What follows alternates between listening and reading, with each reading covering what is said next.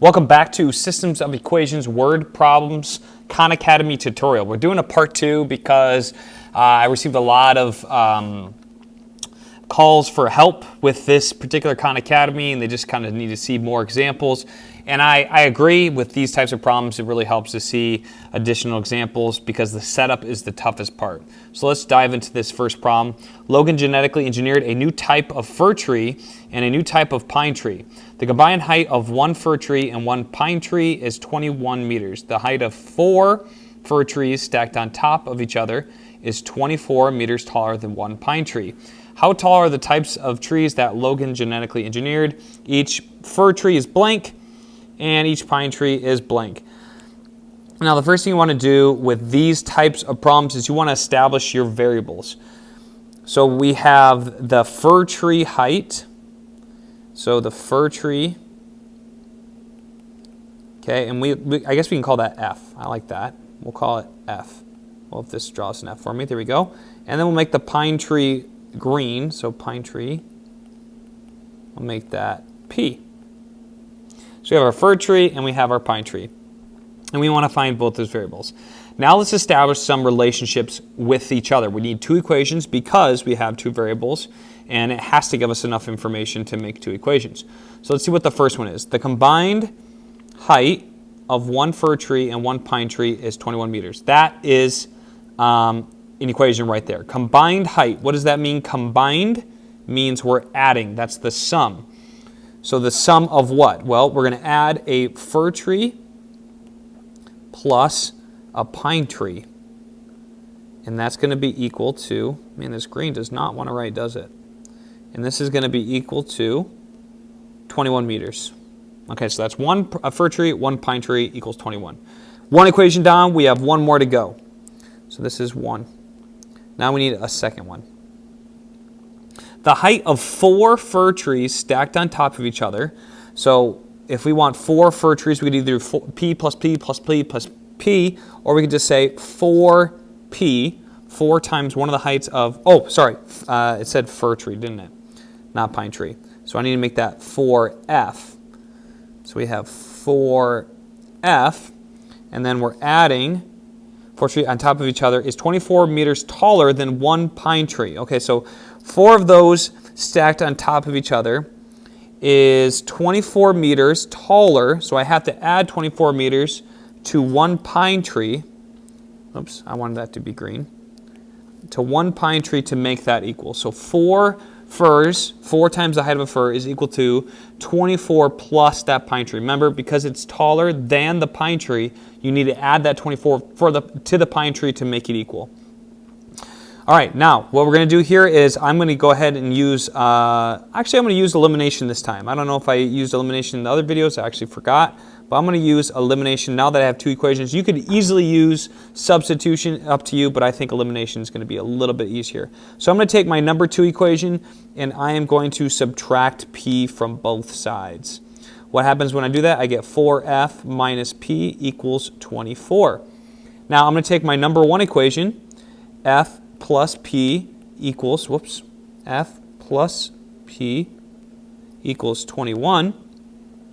Okay, and what I'm going to do is, because they have opposite coefficients of P, take a look here, I'm going to add the two equations together.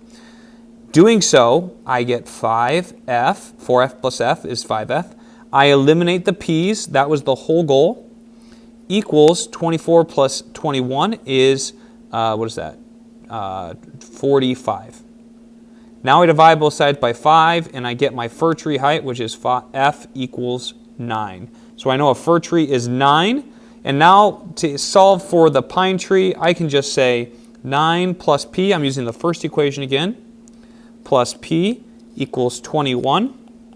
That's one heck of a P. I minus 9, and I get P equals 12. Does 12 plus 9 equal 21? It sure does. So 9 for the fir and 12 for the pine. So each fir tree 9 and then 12 for the pine. Let's check it. All right, ready to go. All right, Wolfrich lived in Portugal and Brazil for a total period of 14 months in order to learn Portuguese. He learned an average of 130 new words per month. when he lived in Portugal, and an average of 150 new words per month when he lived in Brazil. In total, he learned 1920 new words, 1,920. How long did Wolfrich live in Portugal, and how long did he live in Brazil? Okay, now notice here, let's define our variables. Let's use blue and green again. This time we'll use green for Portugal. Wolfrich lived in Portugal for blank months. Okay, so time, months is going to be the unit. So number of months in Portugal, I'm just going to say Portugal, equals P. And then we'll make B equal to number of months in Brazil. And that's our letter B. Wolfrich lived in Portugal and Brazil for a total period of 14 months. So we can have our first equation. Again, we want two equations here. 1, 2. Our first equation is pretty simple. We know that the number of months in Brazil plus the number of months in Portugal is going to be equal to 14. There's our first equation. He learned an average of 130 new words per month when he lived in Portugal, and an average of 150 new words per month when he lived in Brazil. Now, anytime you see per month, that's a rate. Anytime you see the word per, that's talking about a rate. And you multiply a rate to get the total number of units that we're talking about.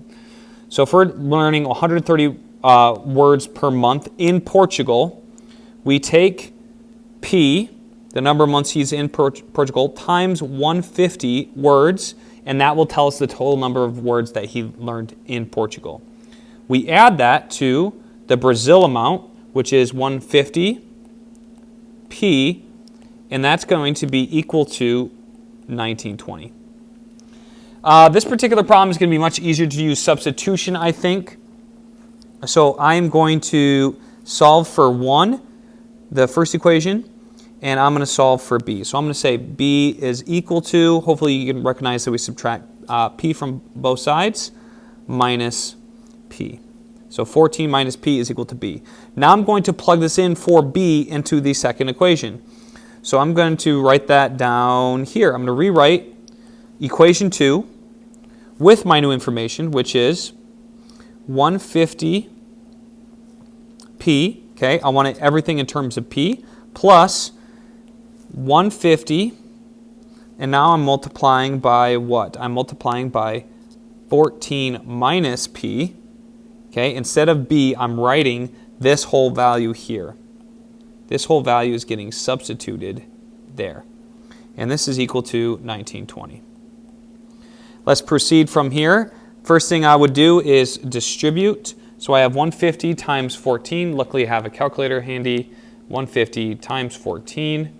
And I get 2,100. So I have 2,100 minus 150p plus 150p.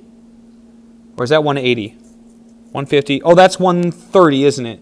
I'm sorry. I knew something was wrong. It's because I wrote this down. 130 words per month in Portugal. So this should be 130. And then it was 150 in, wait, did I get that wrong? 150 in Brazil. Okay, there we go. So this should actually be 130. Sorry, I think I just read wrong my own handwriting. There we go.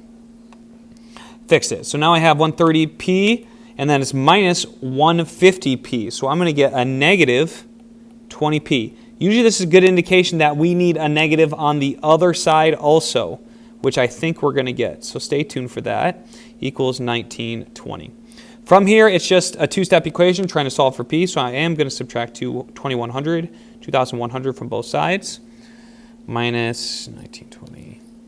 And I get negative 180. I'm going to write it up here. Negative 20p equals negative 180. And then I divide by negative 20 to both sides, and I should get p equals 9. Okay? So p equals 9. What does that mean? Let's put it in the context of the problem. That means he's lived in Portugal for 9 months. Now we can easily find out 14 minus 9. That's going to tell us how long he lived in Brazil. We know how long he lived in Portugal, 9 months. That 9 right there. Okay, so now we say 14 minus 9. Well, that's clearly 5. So he lived 5 months in Brazil. So 5 months in Brazil, 9 in Portugal. Brazil for 5 months, Okay, Portugal for 9 months. And there we go. I have one more problem that I'm going to do in just a second. That's going to be in my mailbag, so stay tuned for that if you need more help. Thanks for watching. I hope you found this helpful.